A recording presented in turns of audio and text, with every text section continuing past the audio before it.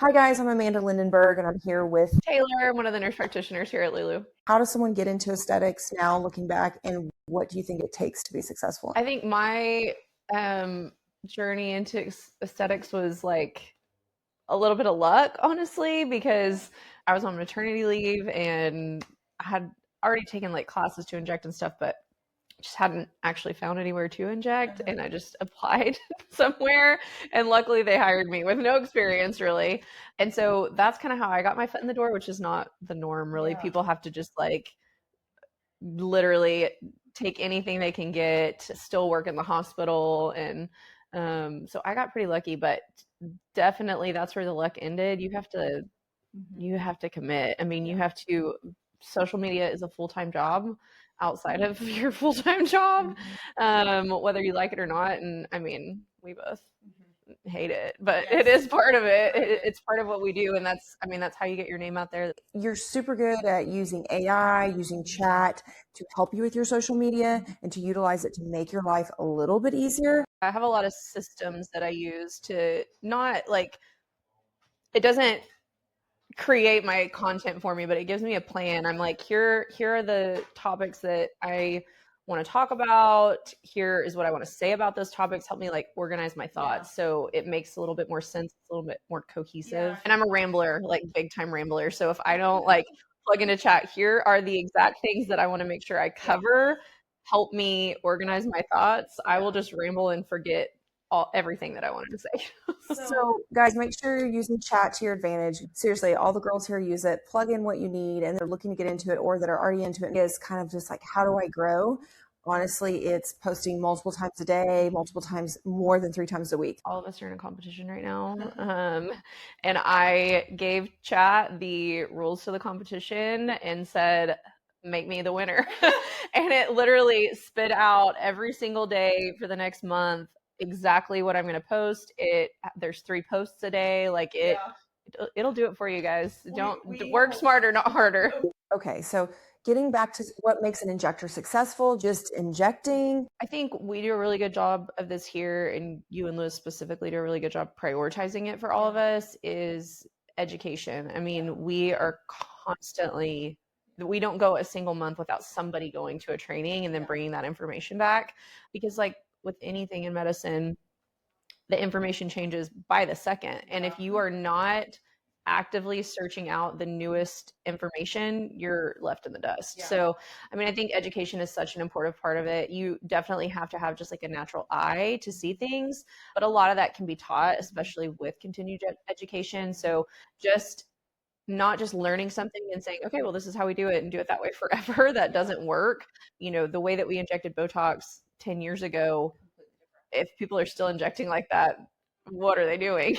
So, I mean, everything that we learned about tox in the beginning is no longer relevant. So I think just making sure that you're staying as educated as you possibly can, and never thinking you're the smartest person in the room, never thinking that you know everything that there is to know about facial anatomy, neurotoxins, Botox, whatever it is. Like, you have to realize that there's always new information and you've got to learn it. Yeah, I went to a training just a couple weekends ago with Zach Alley, and what I loved about him is he was talking about in the UK, they don't have to have really degrees there to, or any sort of certifications to inject there. It's like just Wild Wild West. So what do you think is the hardest part of our job that we do? Because people think we have this like fun job and we're just. Oh yeah, everybody thinks it's so glamorous. It's fun, but there's hard parts. There are hard parts. I think, patients, social media is great for a lot of stuff. I'm like very thankful for social media right now, because the 19 and 20-year-olds are all taking care of their skin, and we did not do that. Thanks to TikTok, they're all into skincare.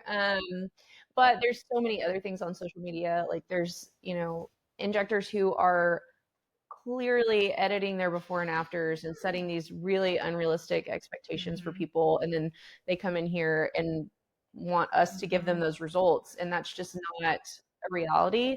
So those are difficult conversations to have with people. And they're like, well, this girl is making her people look like that. I'm like, but she's not really, And so I think that's really hard. So just making sure that we're setting realistic expectations with patients, and maybe we can give you those results, but it's not going to be in one sitting, right? We're going to have to work on this over a few months to a year or even longer.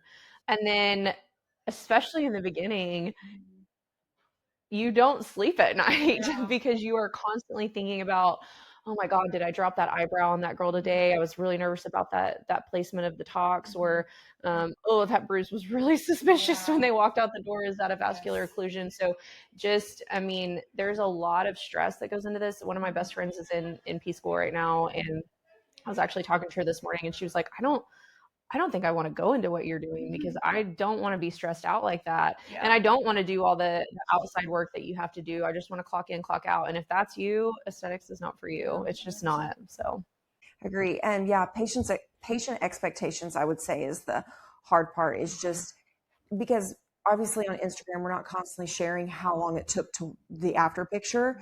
And so people just come in thinking it's one and done, or I think a lot of times too, just price. We're very reasonably priced, but it's like people do not understand what it takes to get the look that they're seeing. You know, that person has gotten Sculptra, lasers, medical grade skincare, filler, tox, facials. I mean, you name it, they've done it. And it's just, that doesn't fit in everyone's budget. So I think like just patient expectations is the hard part.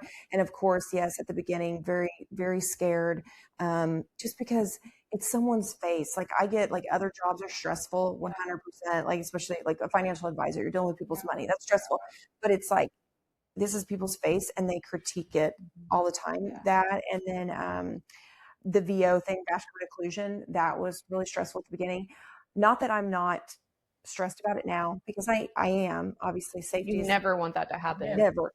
But we know we're so much more well equipped now to handle that. At least for sure, I feel better equipped than I was in the beginning. 100%. And then like we're a team. Like I know if it happened, I could grab Taylor, I could grab Cassidy or Allison. And we have friends in the industry too that are near us that, like, if you know we've exhausted all of our Hylenex, which we keep so much in stock all the time in case there's a vascular occlusion. We have 5 injectors here now, so we have to keep a lot in stock.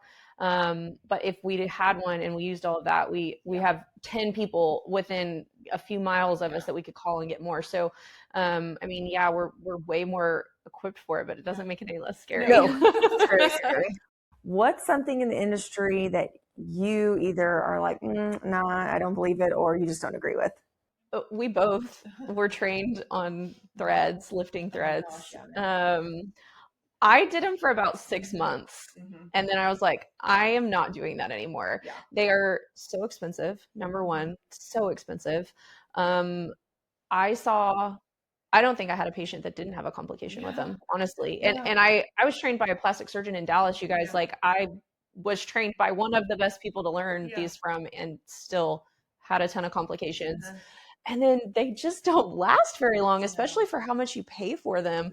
And I feel like a lot of people who got them, it looked super unnatural. It's not like a facelift, because it's not, you know, with a facelift, they're moving all the planes up, and with threads, it's just the upper level, and they just look like that, like a cat lady, like they're like so I don't like them. I know people still do them. Smooth threads are great. I think for the right person, smooth threads are still fine, but lifting threads, I will never recommend that ever again. And I think that's important for people to understand, is like, in aesthetics and in anything in medicine, people are going to try new stuff as it comes out and then change their mind on it. And that's okay. It's okay to change your mind and not like something anymore.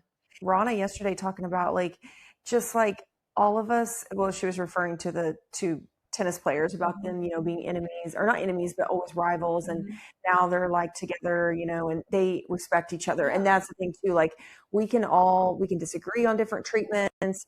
Some of us like PDGF, some of us don't, but it doesn't mean that we have to be mean and hate each other. Yeah. One cardiologist is going to treat someone's, you know, blood pressure this way, and another one's going to treat it a completely different way. And no one's wrong or right. It's just different preferences on what they see work in their patient population. I had people who would be like, every time I smile, I feel it click in my cheek. I'm like, oh yeah, that's normal. Like, it is normal, because it happens to everybody. So, oh God, yeah. Okay. So I feel like on TikTok, it's all about like simple skincare, skin barrier, don't be over aggressive, don't over exfoliate. So you being the expert, Zio, I feel like I see it all the time on TikTok. how horrible ZO is and how it's just so bad for your skin. So talk to us a little bit about. Yeah, I think ZO definitely can be bad for your skin if it's being protocoled by somebody who doesn't actually know how to use it. The theme of ZO is controlled exfoliation, controlled stimulation. And people are so quick to say it ruins your skin barrier. I very much disagree with that. The name ZO Skin Health is exactly what they're trying to do, is restore your skin back to health, and it has to be done in a very precise way. You can't just jump in and throw someone who is retinol naive, has a wrecked skin barrier, is super overly reactive. You can't just put them on complex A straight out the gate. That's not how it works. You've got to strengthen the skin barrier first, which there are products in the line to do that. But I think the problem is so many people have been put on ZO without proper training or proper protocols by someone who has been trained correctly, because and we see this every single day. I have personally seen so many skin barriers healed with the proper ZO regimen. And then we can go into the aggressive stuff. But the over exfoliation thing, you definitely can over exfoliate, but that's the point, is we're doing controlled exfoliation. And people are like, well, you shouldn't exfoliate every day. And in ZO, it says to exfoliate every day. And I'm like, yeah, for most people, but not everyone. A super sensitive person, no, I'm not going to have them exfoliate every single day. So there's some nuance to it that once you get to working with the line and you kind of see it working in real time, you learn how to adjust things. And I don't stick with the predetermined ZO protocols all the time. You've made your own. You have a lot of over years of experience, you've kind of tweaked your stuff. How about the patient? Because we know what Dr. Abaji says. We hear it all the time. No, I won't use ZO Skin. My skin is really sensitive. And retinol, no, I don't use retinol. I'm very sensitive. Dr. Abaji will tell you there's no such thing as sensitive skin. It's a 2%. It's a wrecked skin barrier. So your skin barrier, think of bricks on a house. Your skin cells should overlap like this. And in sensitive people, there's gaps. And so outside aggressors from the environment get down into layers of your skin that they weren't meant to be. Your skin is your protector. It's supposed to keep things out, right? And when there's those gaps, it can't keep things out, and that's what's causing that reaction. And so it's more reactive skin than it is sensitive skin. And if you heal that barrier and everything's closed up like it's supposed to be, you won't be reactive anymore. The retinol thing, there's no such thing as a retinol allergy. that doesn't exist. Retinol intentionally causes reactions. That's retinol, tretinoin, whatever it is. It causes reactions on purpose. It's controlled inflammation, and we want it to be acute. That's why I don't personally keep people on tretinoin long term. I will use tretinoin, but for brief periods, because your skin just can't tolerate that long term. You will never get accustomed to it. And I don't really subscribe to the just use it once or twice a week thing either, because retinol is only active in your skin for 72 hours. So then what's happening with that stimulation for the rest of the time? So I would prefer to stimulate those skin cells constantly, but in a controlled way that you can tolerate long term. So yes, when you're starting a retinol, you're definitely going to have some reactions, redness, burning, peeling, flaking. All of that is normal. That's not an allergy. You're definitely going to experience that more on your neck or your chest if you're bringing it down there. The skin here is different than the skin here. It's just less tolerant. But if you do it correctly and with the proper support, I always put people on a basic regimen to strengthen their skin before I put them on a retinol, so they'll tolerate it better. If you do it correctly, you can get through it. And then your skin tolerates it long term forever. Well, and I think about even our girls in here that are our red girlies, that they get red doing anything. They are so glowy. They might be a little red, but they are glowy. Yeah, I have a lot of inflammatory rosacea patients who because they're so inflamed, they've always been afraid to use a retinol or something like that. And if you get their skin calmed down a little bit before you start the retinol, yes, they're gonna get inflamed when they start the retinol, but their texture goes away almost immediately. I mean, their redness is still there because they just lean red, but their texture for those inflamed rosacea people, it's so much better. I get a lot of questions about people saying, I get red, I get flushed when I get nervous or when I'm working out or this and that. And talk to us about, because I hear that every day. What would you do for that patient? some people are just going to be that way. It's usually like lighter eyed, lighter hair people that look like me that are going to have that. I have a lot of underlying redness. If you look at my aura scan, like I've brought it down a lot. But just in general, Native Americans have a lot of underlying redness as well. So some of that's just genetic, and we can't change that a whole lot. BBLs are great for the right skin type, because if it's more vascular issue, which a lot of times it is, that will help. Rosatrol is a fantastic product by Zeo that helps bring that redness down a lot. So there's a lot of things that you can do, but some of it's just genetic, and it's just going to be there, but we can control it to where it's not as noticeable.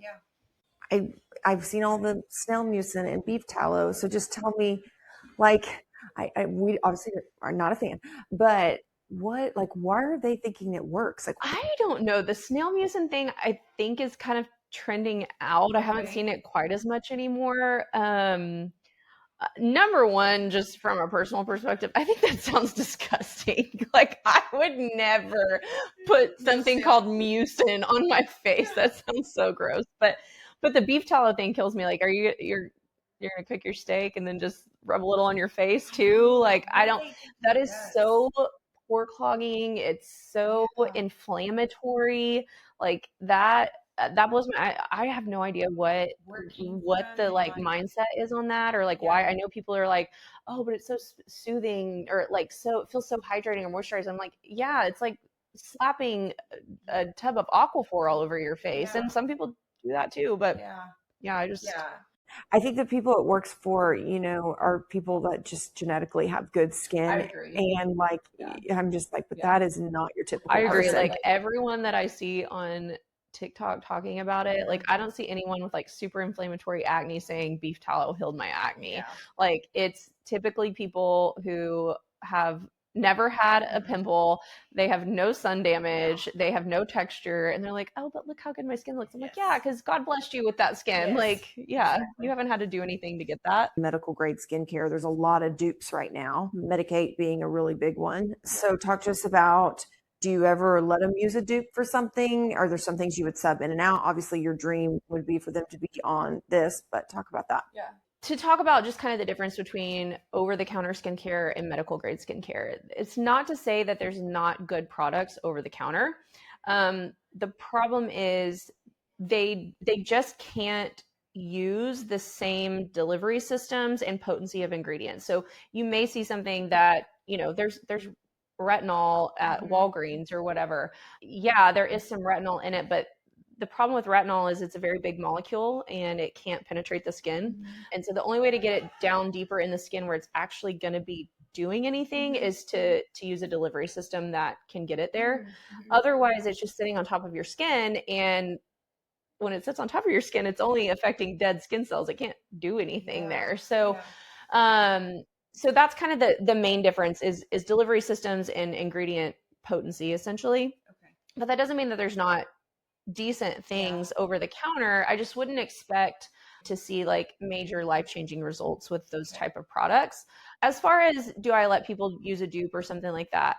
Obviously my dream is you use an entire Zeo protocol, but I understand that, that is a big financial investment for a lot of people. And so that may just not be a reality. So what I typically tell my patients is, if you just bought your cleanser that you've been using at home, use what you have, get it, go through it. And then as you run out of things, we'll kind of replace them as we can.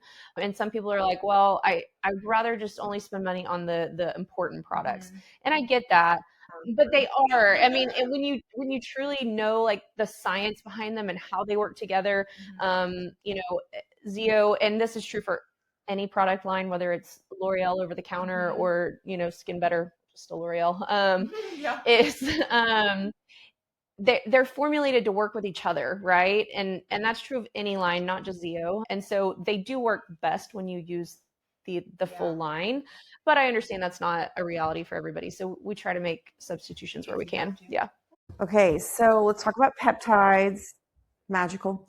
But let's talk about, what are we actually taking, and which ones do you think get a lot of hype on TikTok and we're not really doing them?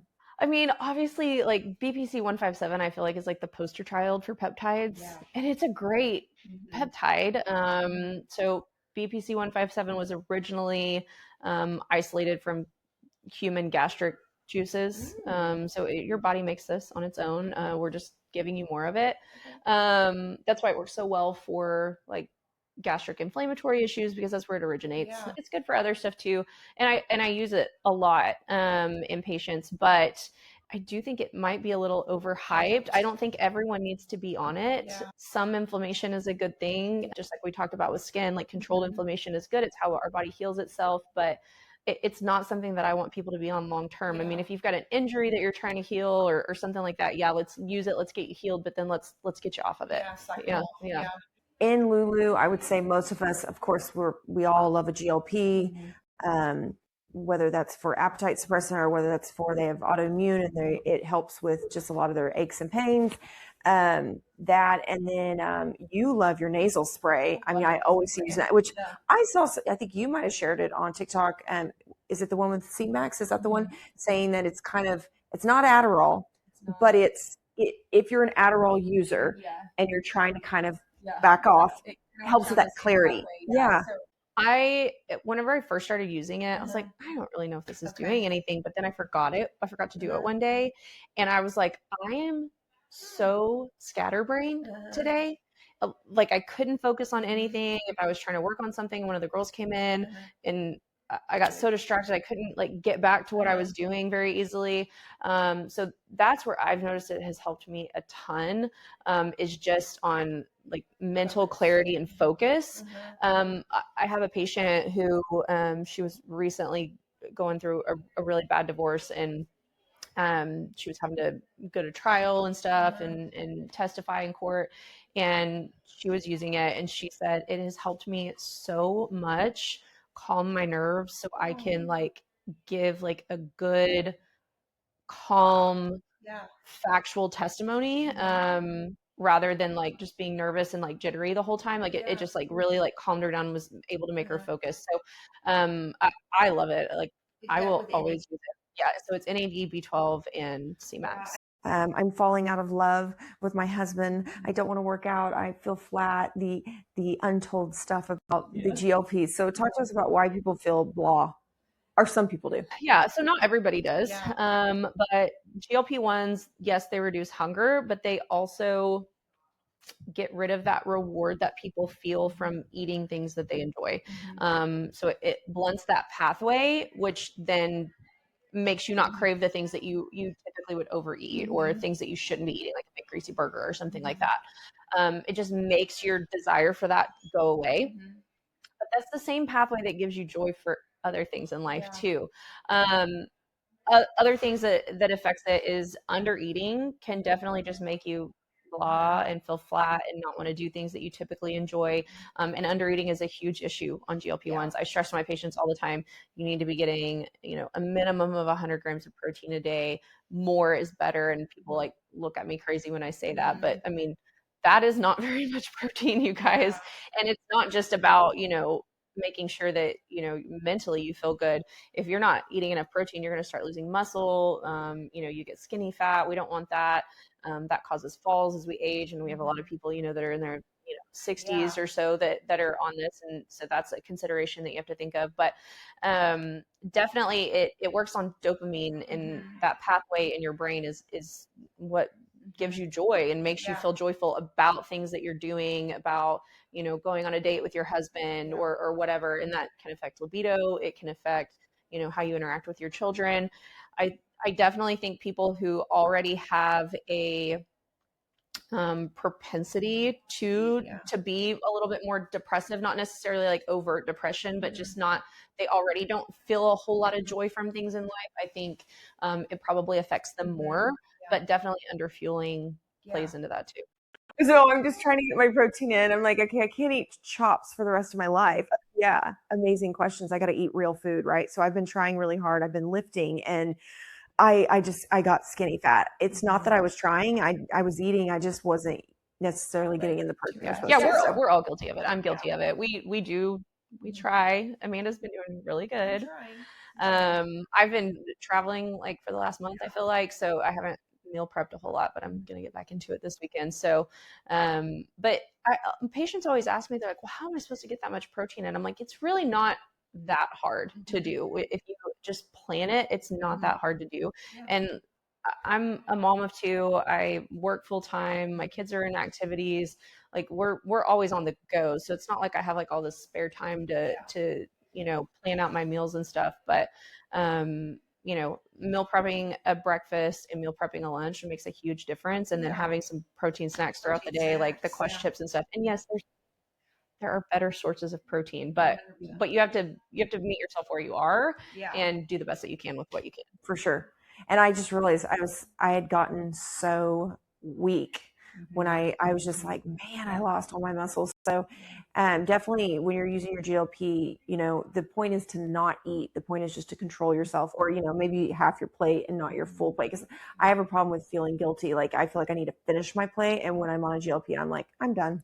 Yeah, I grew up in a family that we could order anything we wanted off the menu, but we had to eat everything we ordered. And I blame my parents for my eating disorder. but GLP really has, it changed my life. Never in my life did I ever feel full. Like I would go out to eat with my girlfriends and they'd all have like a salad and I'd have like a chicken fried steak and eat all of it and still want seconds, I just never got that full feeling until a GLP-1. I was like, this is what you guys mean. Like, I cannot take another bite or I'll be sick. So, but I think, even with you, like the other day, we were in the product room and you're like, I just realized I haven't eaten today, and I'm really not hungry, but I'm going to make myself eat this because you knew you needed the protein. So I think that's super important for people who are on GLPs and want to do it the right way. You have to be aware of that, It makes me think of the TikTok Coachella, the funny guy, or he's making all those TikToks. He's at the Food for Everyone small tent. Yeah. And he was like, there's no lines. Nobody's here because everybody's on a ship. He's like literally like he's just going everywhere eating everything. It made me laugh really good. I was like, free food. It normally would be full. So let's talk about hormones and aesthetics. Like how does it affect the skin, the weight, how's weight, Ozempic face, whatever. Go into that. So we'll start with Ozempic face. I was actually talking to a patient yesterday about this. She was like, well, I gain all my weight in my booty and my thighs. And is this going to make it go away from there? And I'm like, well, yeah, but it's going to make it go away from everywhere. We don't unfortunately get to decide where we lose our fat from.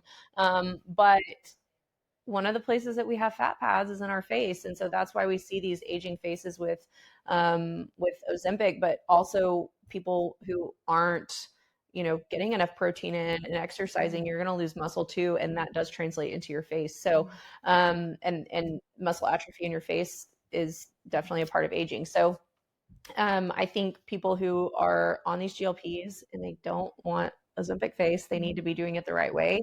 They need to do it the right way for their overall health, but just in general, if you don't want to look 20 years older and 20 pounds lighter, you definitely have to do something about it. Hormones though, as we age, especially this is true for men and women, but especially for women, we lose estrogen. You have estrogen receptors all over your body. A lot of perimenopausal, postmenopausal women will complain of like inner ear itching, and it's because you have estrogen receptors in your inner ear, and when they're deprived, it gives you that itchy feeling. A lot of people don't realize that, peri and postmenopausal women have a very high uptick in their incidence of UTIs, and that's because that vaginal tissue is deprived of estrogen and it atrophies and it traps bacteria, and so you get more frequent UTIs, which could just be fixed with some vaginal estrogen. But as far as how that relates to aesthetics is your skin, when it's deprived of estrogen, it looks drier, it atrophies more. Same thing with your fat pads. Estrogen is stored in fat. So it all plays together. And then testosterone helps you retain your muscle as you age, right? And so all of it plays into the aesthetic component of what we do. And that's why we have so many patients who are doing both aesthetics and wellness with us, because you have to treat it all, you guys. You have to treat it all. You can't just pick one thing and hope for a miracle. Okay, so and I love, people say Ozempic face, which yes, they've had a rapid loss of fat, but even if you got gastric bypass or you were just on a diet and you lost weight, you're going to lose weight in your face. You're going to look older because fat fills out wrinkles, guys. It just happens at a more rapid pace. And so that's why it's got term. So just because you're on a GLP doesn't mean you're going to get that. And ways you can combat it too is like, we were talking about the whole wellness picture, but like Sculptra, Hyperdilute, things that just restore that volume, and filler placed in the fat pads. These things will refill that if that does happen to you. On peptides, are we doing too much the whole biohacking? Are people just too obsessed with this? I think there is a semi unhealthy obsession with it. Not everyone needs to be on a peptide, right? And I think, and I talk to my patients about this a lot. I have patients that come in and they're like, I want to be on CJC Epimorelin or whatever. Like they come in asking for that. And we require lab work on everybody before we will even discuss any of that. And they come back and, you know, I've got men coming in, especially that they want to be on these peptides because their gym bro is on it or whatever. And they come in and their testosterone's like in the low 300s, their estrogen's through the roof, their thyroid looks like crap, but they think that the peptide's going to be their lifesaver. And I'm like, okay, if I give you this peptide, your body is fighting for its life right now against your terrible hormone picture. This peptide isn't going to do anything for you because your body's not going to have time to even care about that peptide, right? And their, you know, IGF-1 level might look fine, so they're not going to respond to it anyway. So I think peptides are amazing. I think they're a great tool. We use them frequently. But I think people are kind of getting lost in the peptide craze that really need to be looking at their body from, you know, just a foundational hormone and metabolic standpoint first. And I tell my patients that all the time. We're going to get your hormones fixed first. That way, when we do jump into peptides, your body can actually use them appropriately. Yeah, I think that's great. And I think, yeah, if someone's on a budget and they come in and their hormones are out of whack, your budget's going to go towards your hormones before it's ever going to go to peptides. What about, I mean, you know, I have so many patients that are like afraid to, they're like, I'm sorry, Amanda, I'm getting my peptides off the internet somewhere. Don't hate me. And just some of them are just so cheap. It's like, so here's my thing with the research only peptides.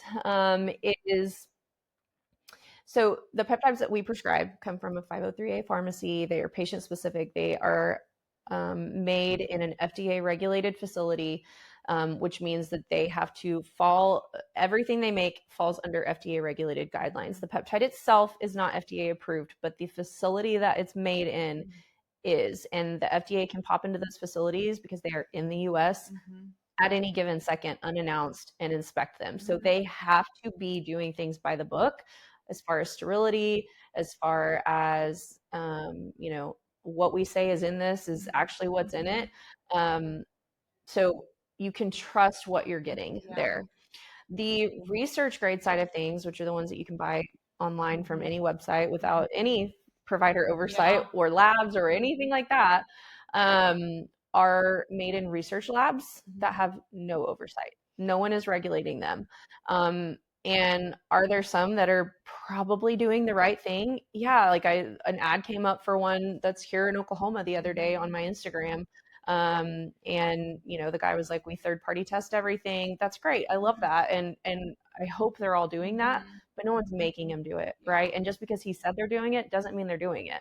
So it's just risky, because you don't know for sure what's in that bottle.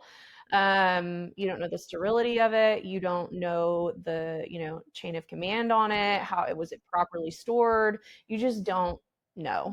That's why we're paying a little bit more. Yeah, and I get it. They're expensive, and everybody wants to be on them because you hear all these like amazing success stories, and I totally get it. But these are metabolically active compounds in your body. They are changing the way your body functions, and they are very low risk, but that doesn't mean they're no risk, right? So I just think it's super risky to just go it on your own and buy from a research lab. Yeah, and I mean, guys, you're paying for, just like real Botox, you know, you're paying for all the research they're doing, that the facility is the way it is. Those things take money and take employees and people to put these things into production. So you're paying for that. The reason why the others are so cheap is because they're not doing that.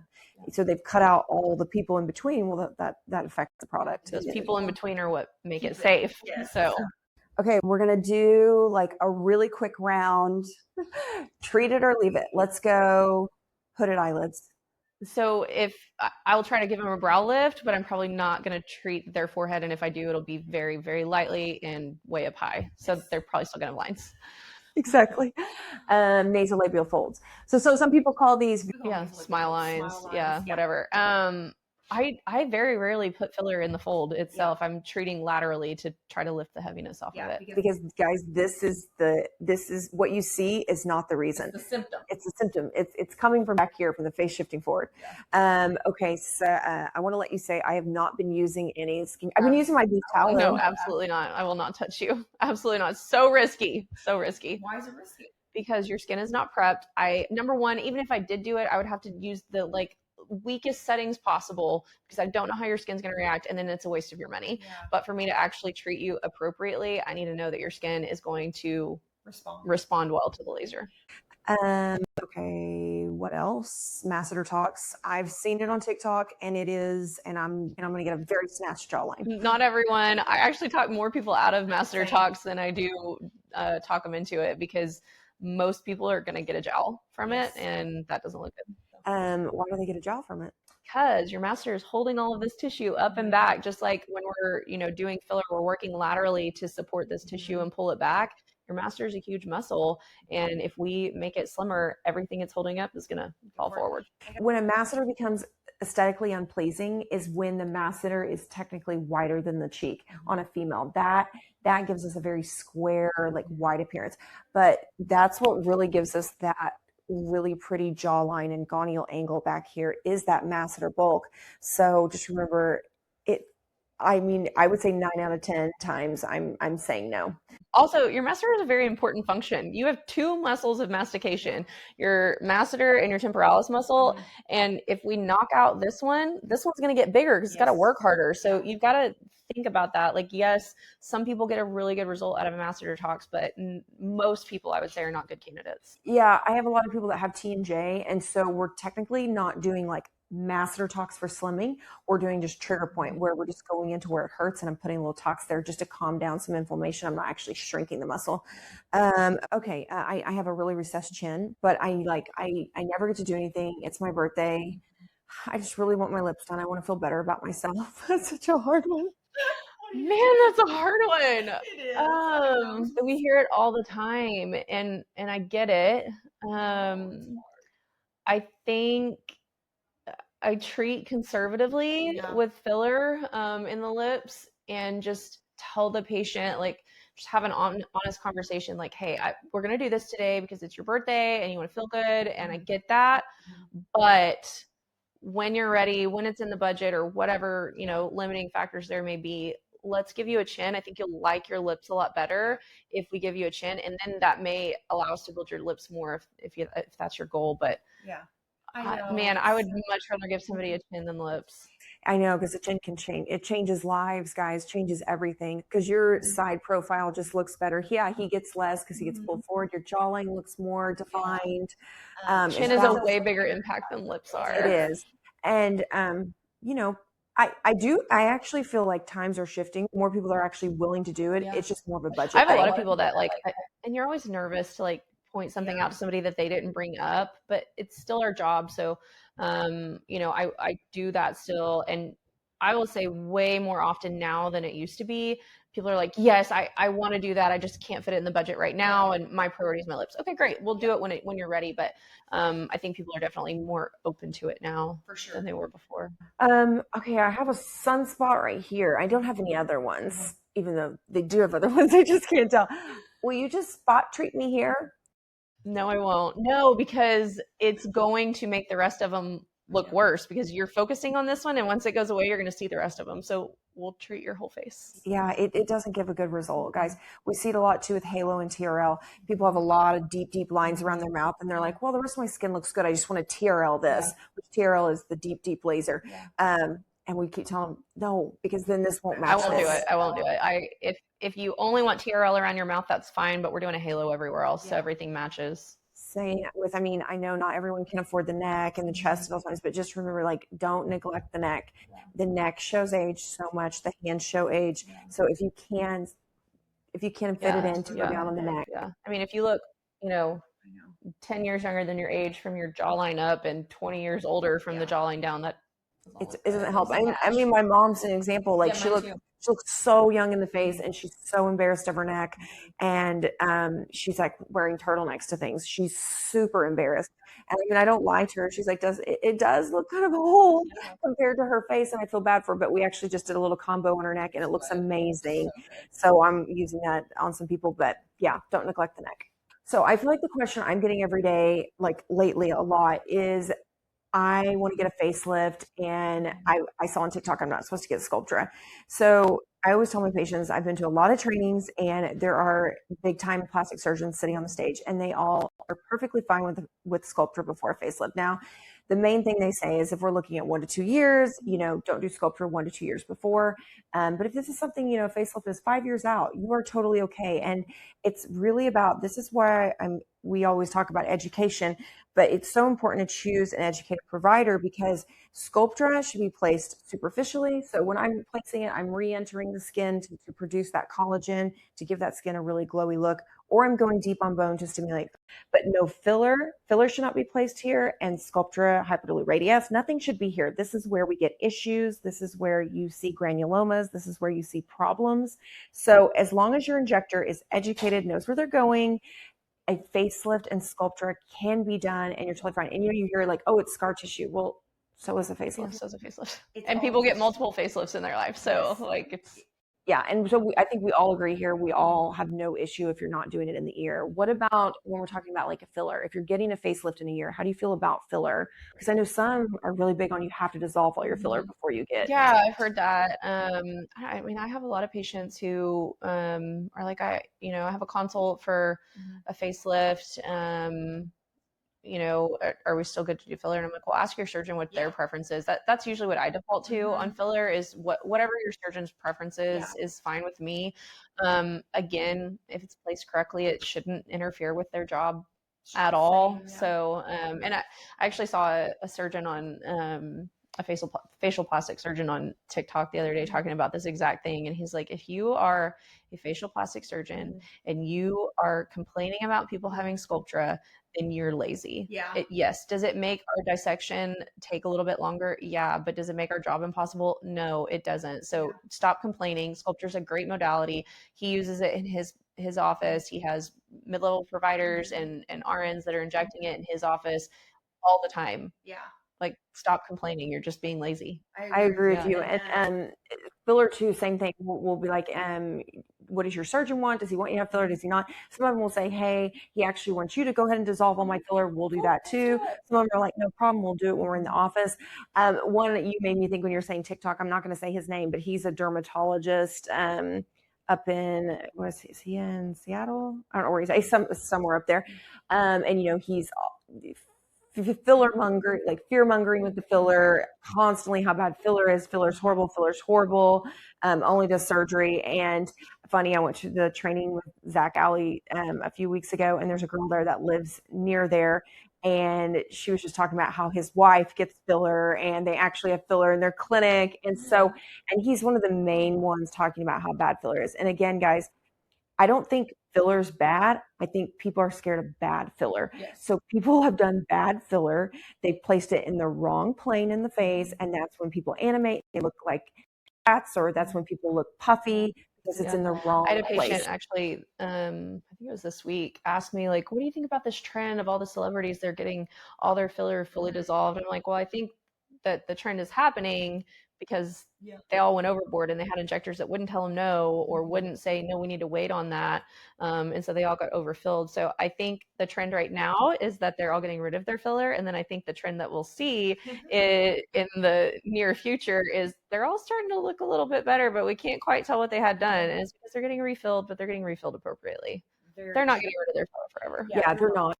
They're getting it done correctly. And then talking about dissolver, I'm actually like, I love that people are wanting more natural results. Honestly, as providers, it's so much easier to do our job. And when you don't want like Kylie Jenner lips and these crazy faces. I mean, even Kylie's dissolved her lips and gone more natural now. It's nice because the stigma around dissolving, and that's helped us too. Like when someone comes in with, really big lips or bumps and we say to dissolve, people are like, okay. Whereas before it was like the worst thing ever. Now people are okay with it.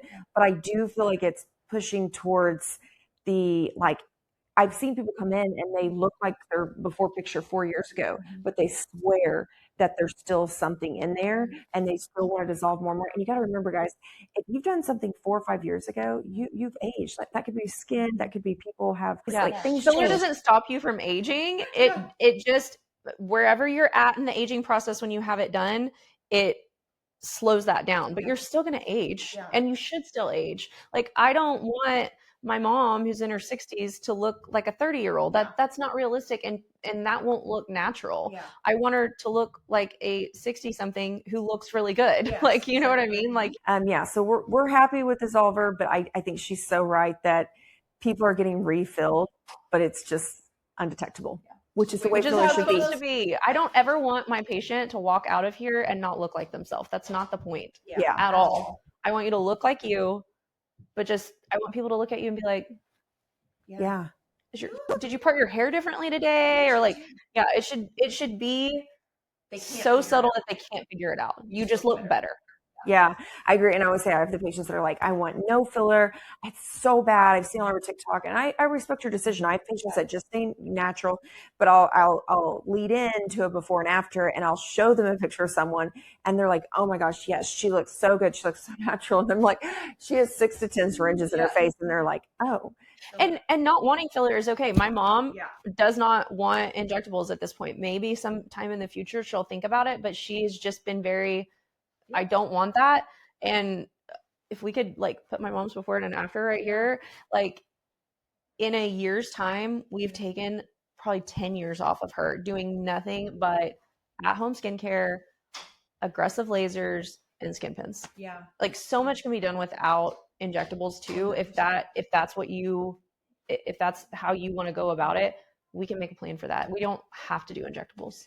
I think also when we were talking about kind of like the celebrities, the only other thing that I'm noticing a lot is it's honestly, they didn't tell that they got a facelift, or they didn't tell us that they got a temporal brow lift. So it's like, if everyone will just be honest, like some things are surgical to get these results. Sculptra is going to be amazing. Lasers are amazing. Skincare is amazing, but it cannot give you that crazy look. And we're very honest. Both of us, I know, are super honest. Like if a patient sits down in my chair and I say, okay, what do you want to work on today? They're here for a consult. I'm like, what is it that you're looking for? And they go, I stop them right there and I say, you want a facelift. You want a face and neck lift. And if you're not ready for that, I've got some options for you. We can make things better, but I cannot give you surgical results in my office. And I'm very open and honest with people about that. Because they see these things online, these incredible results. And I'm like, well, that person had a facelift and they're only telling you about the filler that they had done. Yes. So, yeah. I've got a topic. Okay. So one thing, and we kind of touched on this earlier, is all these before and afters that you're seeing on Instagram that we know, because we put before and afters together frequently. It's part of our job. We know those before and afters have definitely been manipulated in some way, shape, or form. Like the lighting has been changed. Like in their before, they don't have spotlights on them. They're in just like a downlit room. The patient doesn't have any makeup on. They took it from an angle down here. You know what I mean? Like they're obviously manipulating the before to look really bad. And then the after, they've put makeup on a patient, or they only have SPF on. Okay, well, and lashes, and somehow you got rid of every freckle on their face, neck, and chest in an hour time, and all you did was tox and 18 syringes of filler or whatever. Okay, that is not realistic. So as a consumer, we know this because this is what we do every day, but as a consumer, you've got to be a little bit more critical of what you're seeing online. Like you've got to question it a little bit. Because if the result looks too good to be true, it is. It is. And I'm not saying that the injectors that are doing this aren't giving good results, but they're definitely manipulating their results to make them look better than they really are. And that makes our job so hard, because then people come in and they're like, well, she can do it. And I'm like, She can't do it. She's not doing that. I promise. Like if the lighting looks perfect and the makeup looks perfect in the after and the before, they look like, I mean, if it looks like mom and daughter and there yes. wasn't a major facelift CO2, Yes. like we're talking, like the patient has on the exact same outfit, so you know it's the same day, and they look literally like their child in the after. That is not real, and I it drives me crazy. even her mom's like, yes, like your mom, no, she's like, oh, and then my mom's like, yes. oh, I mean, one that's of my best friends sent me one that she saw on Instagram the other day. My sister-in-law too sent me the same one. I'm like, yeah, that's not real. Like that is not real. So you guys just try to, and lighting's not always going to be perfect. Sometimes, you know, you take one of your photo room and it's at 10 a.m. and then maybe they come by 3 afternoon, someone's at 4 before we're closing, and lighting is different. But we're talking major lighting. I mean, Subio did a really good, said, what's different? Look how great I look in my after photo. And it was literally, he got nothing done. He literally went from here with no lights on to here with lights on in 2 seconds. Like you can manipulate lighting. So, I mean, we're sitting here in front of like these giant lights, so we look pretty, right? We would look so much different if these lights weren't on us, but it's just, I hate when injectors aren't honest about that. You know what I mean? And I try to, if I have a patient that sends me a photo from home and I'm like, oh my God, you look so good. And I put it next to their before that was taken in our, you know, controlled lighting environment. I always try to say that in my caption. I'm like, obviously the lighting's different, but look critically at this photo. You can still see improvements. You know what I mean? And I think it's, as a consumer, you've got to be critical when you're looking at these. No, like even though you want to trust your injectors, it's you got to know, you've got to yourself not be so trusting. Like you've got to look and make sure it's what it is. And like she said again, if it's too good to be true, it's too good to be true. So, okay, guys, thanks for joining us. We had so much fun, and we'll see you next time. Bye.